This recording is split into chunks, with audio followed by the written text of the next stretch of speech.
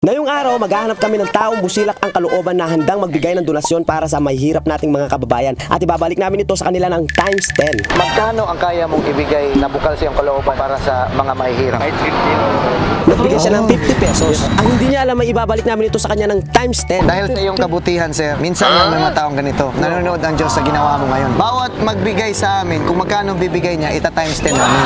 So si sir ay nagbigay ng 50, bigyan mo 500. Sobrang tuwang-tuwa si Sir at hindi siya makapaniwala sa mga nangyari. Legit ba yan? Legit, sir. Seryoso, ayan, sir. Seryoso po. Mabait kayong tao. 1, 2, 3, 4, 5. Maraming salamat. Sana dumami pa ang mga katulad mong tao sa mundo. Kapag gumawa ka ng kabutihan sa iyong kapwa, babalik ito sa iyo ng Mas higit pa. Sabi nila, kung gagawa ka ng mabubuting bagay, ay ganito rin ang matatanggap mo sa iyong buhay. Kaya mangyari mag-subscribe sa Mapagbigay TV at i-share ang video na ito para mas marami pang matuto kung paano gumawa ng magandang bagay. Pag nagawa mo ito, ay tiyak na may magandang mangyayari din sa iyo.